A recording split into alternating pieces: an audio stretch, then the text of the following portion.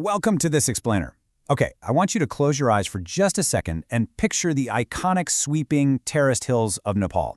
For generations, right, these lands have been the literal agricultural soul of the nation, carefully tilled by fathers, grandfathers, and ancestors. But today, well, we're looking at a generation standing at a profound crossroads.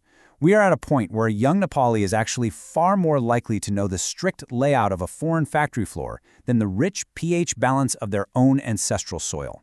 So today, we're diving into a really fascinating blueprint for change. It's called Cultivating the Future, Reclaiming Nepal's Agricultural Soul, and we're going to unpack the intense emotional journey of Nepal's youth from the heartbreak of mass migration to a bold, tech-driven vision that aims to bring them back home with a real sense of pride.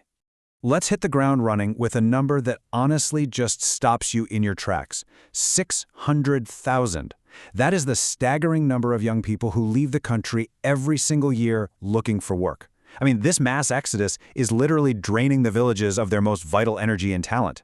And the source material points out something deeply systemic about this. Leaving agriculture isn't just a desperate economic necessity for these young people anymore. It has actually morphed into this discouraging migration rite of passage. For a lot of them, escaping the physical toll and the insecurity of traditional farming is viewed as a mandatory step to becoming a modern adult. It's kind of heartbreaking. But you have to ask, how did we get to a place where the soil itself is viewed as a trap? Well, a major driver identified in the blueprint is a highly westernized educational syllabus that inadvertently devalues dirt. You've got students spending years in classrooms that treat farming as this relic of the past, right? Leaving them educated for industrial jobs that, frankly, just do not exist locally. And the result of all this is a phenomenon known as the waithood. Instead of being empowered to innovate on the farm, educated youth find themselves completely stuck in this weird period of limbo. They're basically in a waiting room, either hoping for scarce government jobs or frantically scraping together agency fees to fly abroad. Now, the macroeconomic consequence of this waithood is severe. The sheer weight of the remittance economy now makes up roughly 26% of Nepal's entire GDP, over a quarter of the economy. On one hand, yes, this sterile reality of foreign labor definitely reduces immediate poverty.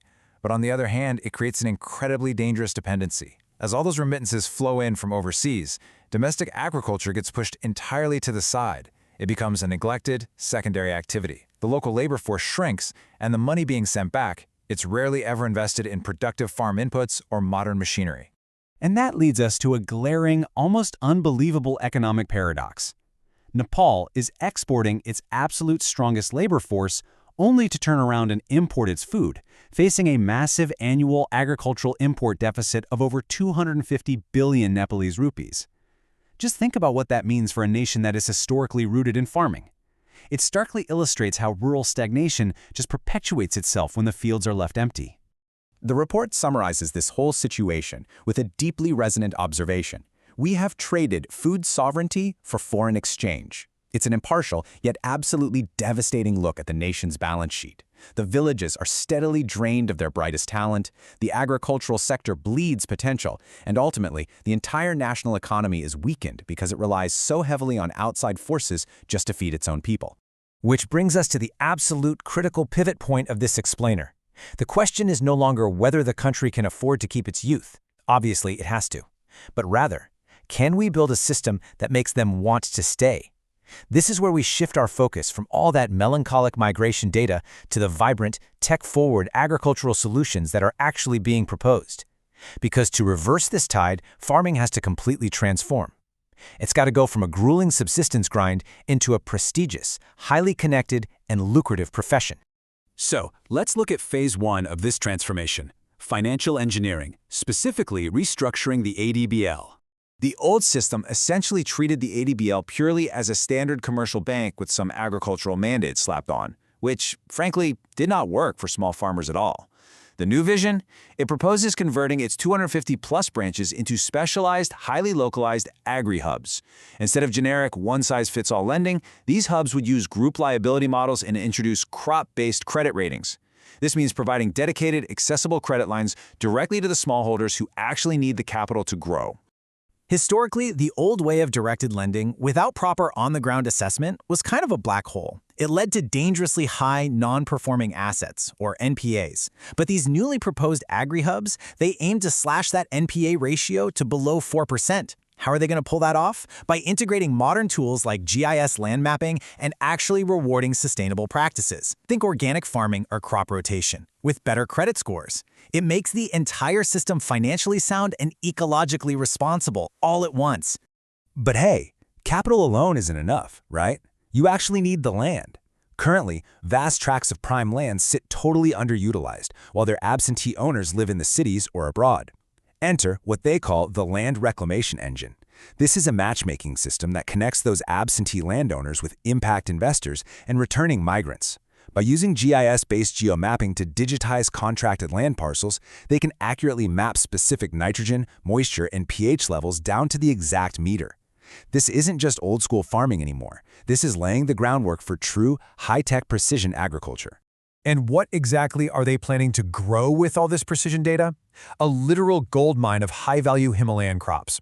We're talking large cardamom, Himalayan coffee, Timor, churrito, orthodox tea, and organic lentils. Right now, a lot of this stuff is exported raw for pennies on the dollar. But a digitally connected youth, they're perfectly positioned to process, package, and brand these unique crops for massive global margins. To make this high-tech future totally tangible, the source gives us a brilliant anecdotal anchor. Picture this, the Toplet Jung agropreneur. This is a young Nepali managing a large cardamom drying facility, utilizing Internet of Things or IoT technology to connect directly to buyers in European markets right from their smartphone. This isn't a step backward into the dirt. This is high-tech entrepreneurship. It's a vibrant, respected career that replaces that old stigma of manual labor with the absolute pride of innovation. However, even the best crops in the world still need to survive the journey to the market.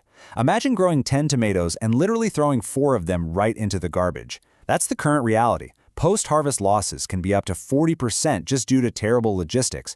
The proposed fix is a high-standard logistics corp, fully equipped with refrigerated transport and solar-powered transit hubs. The goal is to drastically reduce that loss to below 5%. The crucial takeaway here is that this infrastructure ensures a farmer's hard work actually translates into hard cash, not waste rotting on the side of a mountain road.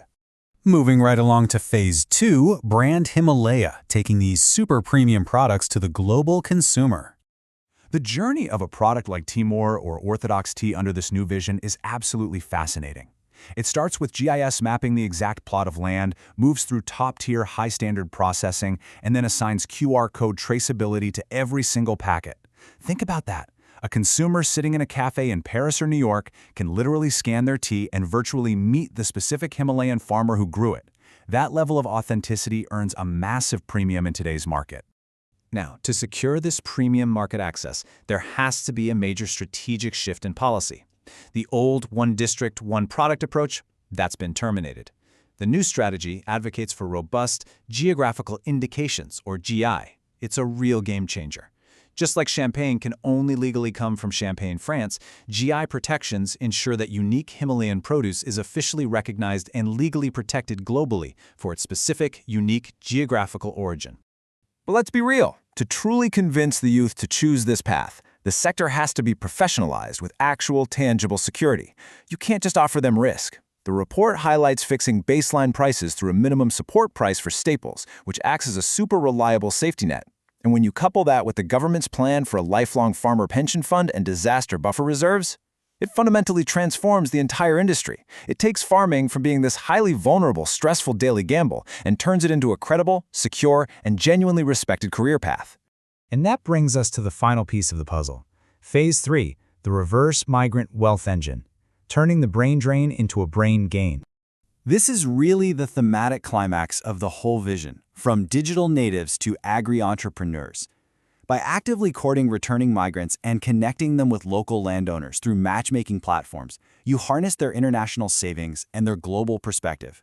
You take a tragic brain drain and transform it into a powerful brain gain, literally rebuilding a proud, empowered nation of farmers.